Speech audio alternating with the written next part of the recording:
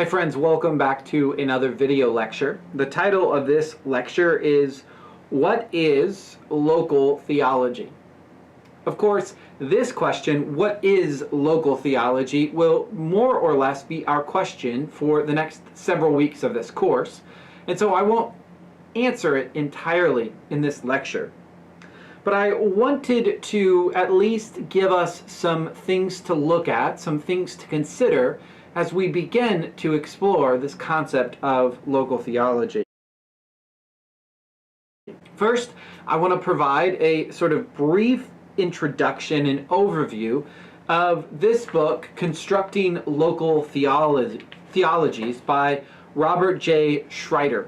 In many ways, as has been pointed out in the preface of this book and by another article that we'll read in this class, the historical importance of this book is hard to understate. And its ongoing significance is also sort of well recognized by the fact that it's in its 14th publication and that it's been published into multiple languages. So although there are limits and issues with Schreiter's book, it is certainly an important first step in developing a notion of local theology. I think one of the things that Schreiter's own reflection on his book in the preface points out to us is something of the factors that led to the turn to local theologies, the interest in local theologies, and moreover the acceptance of local theologies. And while there's probably more factors that we could consider, I think three are important for our purposes. I think the first is the reality of the Vatican II movement. And Schreiter writes as a Catholic priest, and clearly writes with Catholicism in mind, but is writing about a broader subset, broader understanding of Christianity as well. And so some of the decisions and some of the confessions and some of the declarations that come out of the Vatican II are important for calling a greater appreciation to the degree to which local culture should flourish in theological discourse and theological practice. I think the second issue that highlights this turn towards local theologies is what we would call post-colonial thinking, or the reality of formerly provincial countries in Africa becoming independent. And this struggle for independence, this struggle to disconnect themselves from the legacy of colonialism, led both African Christians and European Christians to realize the degree to which Christian mission and Western culture had been melded together, so that bringing people the truth of the gospel was also in a form, a way of bringing cultural enculturation, of demanding that these countries become Western first or accept Western ideals. And so as the struggle for independence continues, there's a rethinking about that method of theological reflection. And then the final one that I think Schreiter points out is the arrival and the flourishing of liberation theologies, especially in Latin America in the first place, but throughout the world in the years that follow. And that again, liberation theologies ask different questions of the theologian. They ask different questions of theology. And so this leads, along with the other two factors, into a greater interest in local theology. Schreiter's central question is, how do we maintain, how do we find Christian unity in the midst of such contextual factors?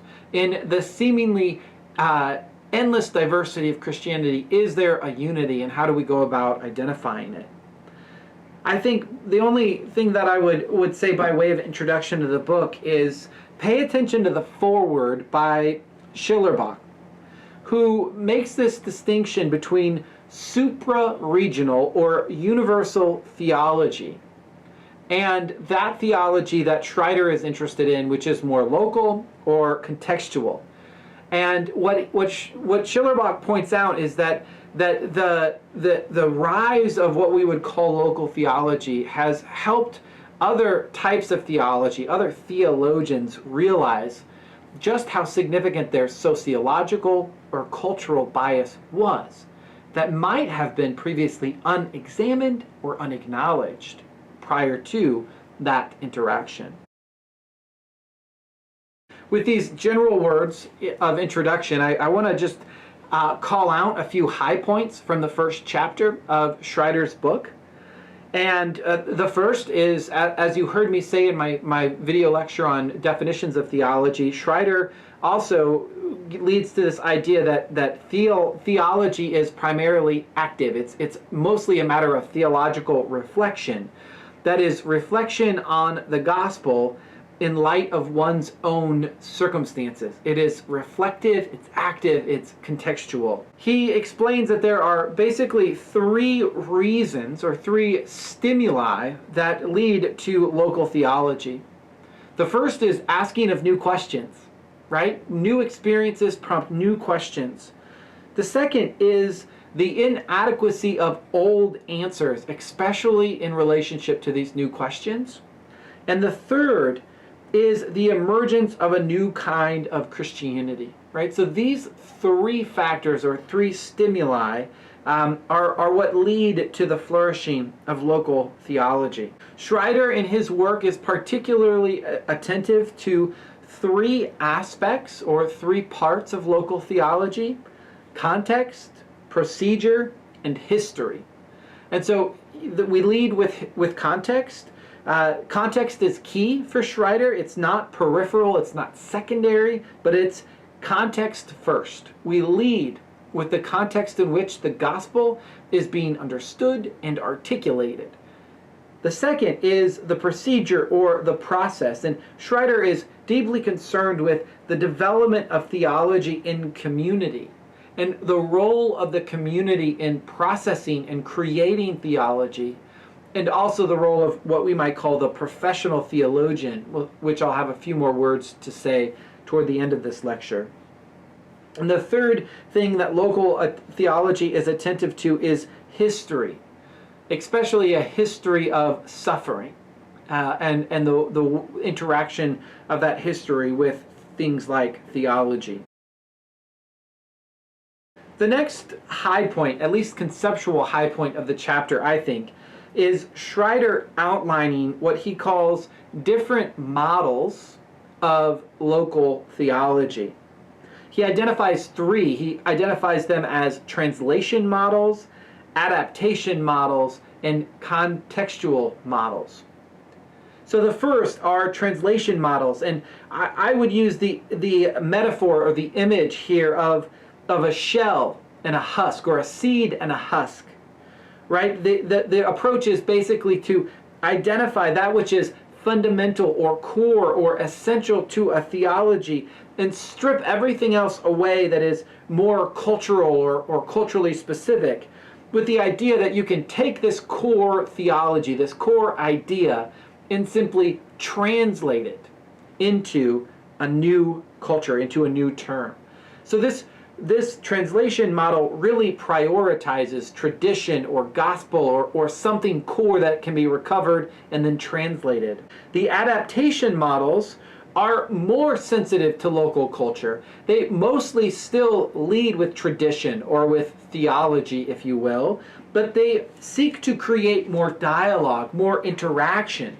But ultimately, as Schreiter points out, they're still moving mostly moving in the realm of the Western theological perspective. Third model that he highlights is the contextual.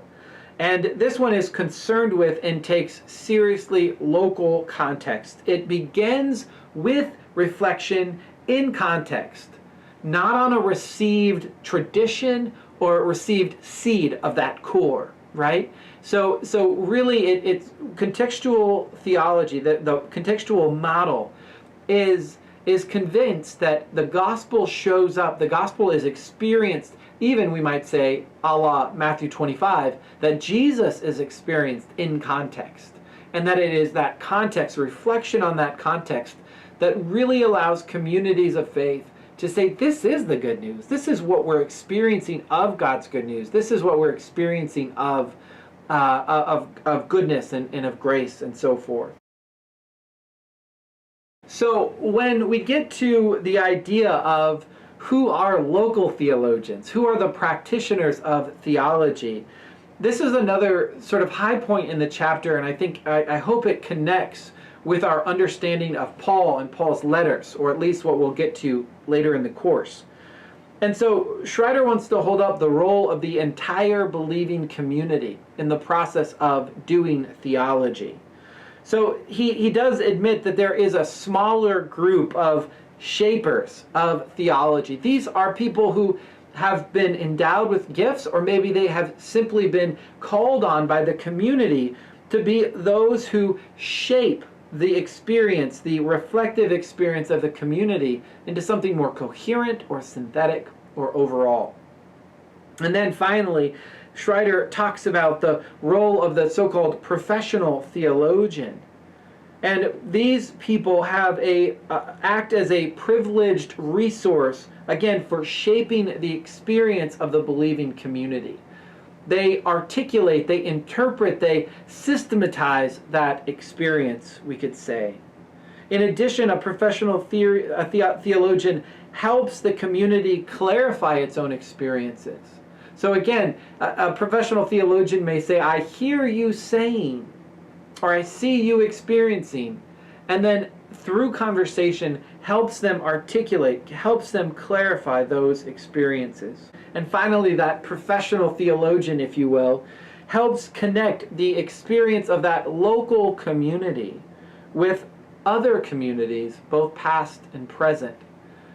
And so I wanted to tease out these various levels of the practitioners of local theology, because I suspect that these will be helpful as we read Paul's letters and we think about Paul as a theologian.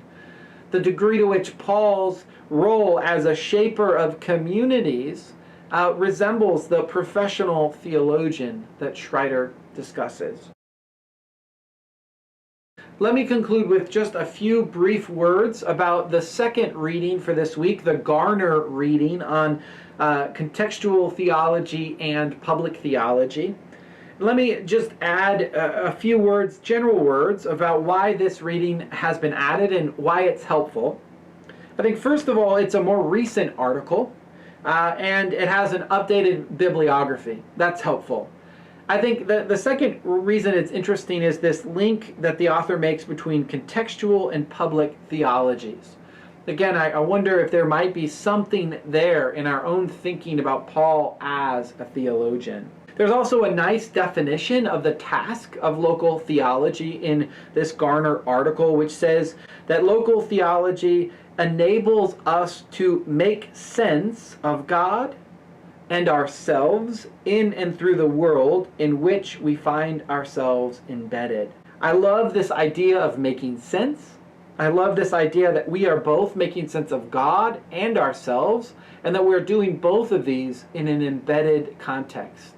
And so it's active, right? Again, like we've said in the other lecture, it's an active process. Finally, the other thing that I think is significant about this Garner piece is his clear discussion of the praxis model of theological reflection.